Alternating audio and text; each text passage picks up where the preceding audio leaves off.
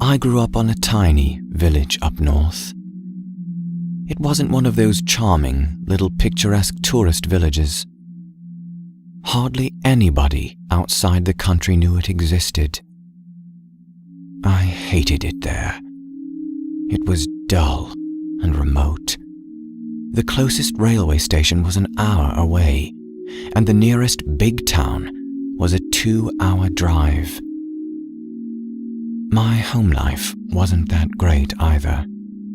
My parents could never stand each other. I could never really understand why they got married in the first place.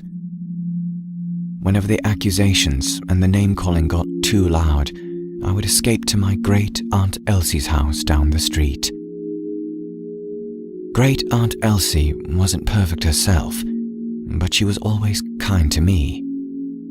Even as a child, I could sense that she really wasn't a welcome presence in our little community. She almost never had any visitors, and her little fence was always full of rude graffiti, courtesy of the local teenagers. To describe her as a little batty would have been an understatement. Her house was always full of things. The sofa was always full of hand-embroidered pillows. The kitchen table was stacked with colourful china.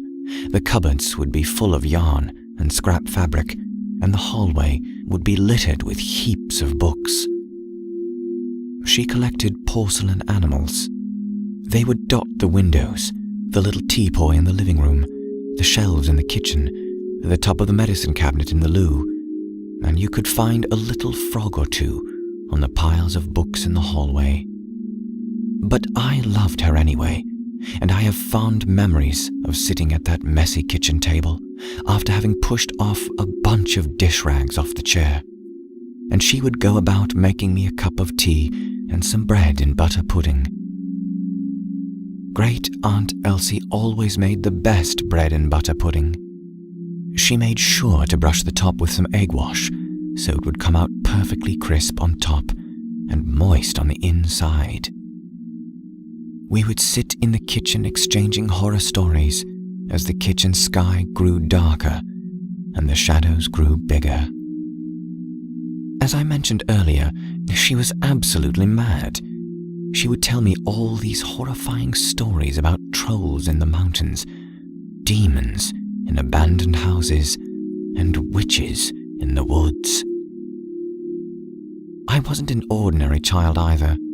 I would lap them up and repeat them back to my classmates, much to the horror of my teachers. Great Aunt Elsie always made a point to end her stories by taking my hand and saying, "But remember, Carole," she said, her hands warm against mine, "the real monsters are amongst us." I thought she was talking about Mr. Smith, the grumpy old man with a permanent frown on his face who lived across the street. He would scare us, particularly when we would walk by his house, and we could catch him glaring at us from his window. He wasn't particularly friendly towards the adults in our community either. Dad once called him a nasty old bastard when he came over to complain about George playing and barking in our garden in the afternoons. I wondered what kind of monster Mr. Smith was. I won't lie, I loved Great Aunt Elsie's horror stories, but they'd always come back to haunt me in my dreams. I would often have dreams about being chased in the woods by Mr. Smith with a scythe in his hands. I would never tell Great Aunt Elsie about it, though. I didn't want to appear weak. Being related to her wasn't great. As I have mentioned earlier, she wasn't very popular in our little village. My parents never spoke about why, but I would listen to the kids at school repeat what their parents would say at dinner. From what I can remember, Great Aunt Elsie was once married to a plumber with wandering eyes and an alcohol problem. A few years into their marriage, he had his eyes on a pretty young barmaid from the only pub in the village. Great Aunt Elsie thought that having a child might solve this problem. They tried for several months, and finally one morning, she found out that she was pregnant. Her husband was suddenly in love with her again.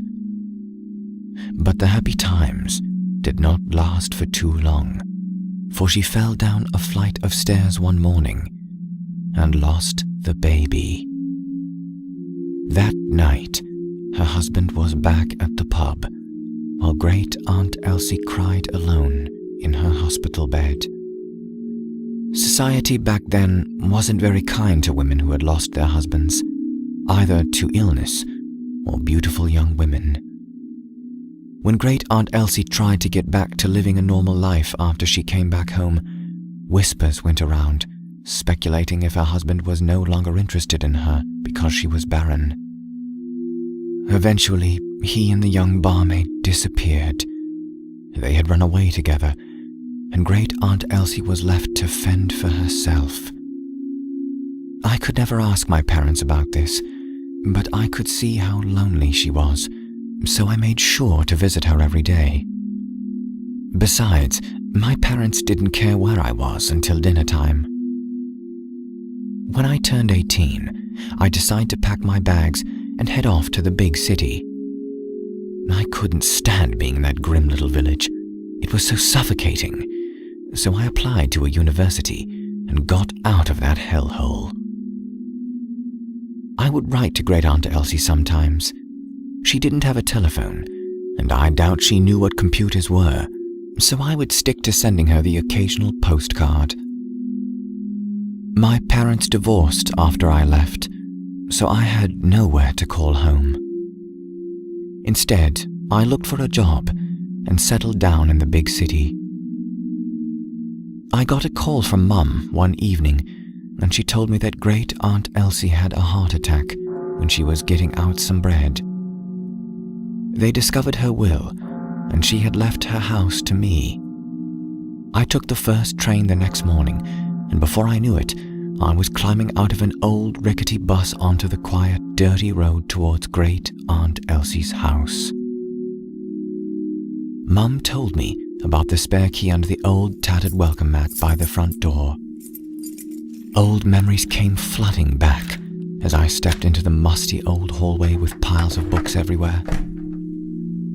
While the world outside had progressed by centuries, the house stayed still in time. Suddenly, the smell of bread and butter pudding fresh out of the oven hit my nose, and I felt like I was 10 again. Every surface was covered with a thick layer of dust. It looked like great Aunt Elsie had given up on cleaning in her last days. There were dirty dishes in the sink, and the rubbish bin had flies buzzing about it. There was so much tidying up to do. I walked around the house, trying to take it in. I kept expecting to see her sitting in her favorite chair in the living room, looking through an old cookbook. But she was gone. Great Aunt Elsie was gone, and she was never coming back. I felt guilty as I remembered how I stopped writing to her, except on Christmas and her birthday. I wished I had visited her after I moved out. I noticed the door under the stairs. It was a door to the cellar. I had only been there once, but great Aunt Elsie got really upset, and she did something that she had never done before. She raised her voice at me. I was frightened. She made me promise her that I would never set a foot in the cellar again. The next day, there was a padlock on the door. In my childish ignorance, that incident was quickly forgotten, and so was the cellar. Now, I was curious. Finding the key was difficult with all the clutter in the house, but I finally found a key in the chest of drawers by her bed. After trying almost all keys, I found one that fit. A wall of dust hit me as I opened the door. I coughed, trying to find a light switch on the wall next to the door. Flicking it on, a dim glow filled the cellar. I made my way down the rickety stairs. It was just as untidy as I remembered. There were boxes piled high all the way to the ceiling, broken furniture, newspapers, dirty towels, and dusty sheets, and all other kinds of rubbish. My eyes stung and my nose felt like it was on fire. I decided to head upstairs. Just as I was about to turn around, something caught the corner of my eye. There was another doorway behind 2 rows of boxes. I could see a rusty padlock from the gap between the boxes. The boxes were heavy, probably filled with china and more books. I managed to remove them all out of the way. That's strange. Why did she have a separate room in her cellar? I pulled the key ring out of my pocket. On the 7th try, the lock clicked open, and the rusty padlock fell to the floor with a loud clang that almost made me jump out of my skin. I opened the door. The first thing I noticed was the smell.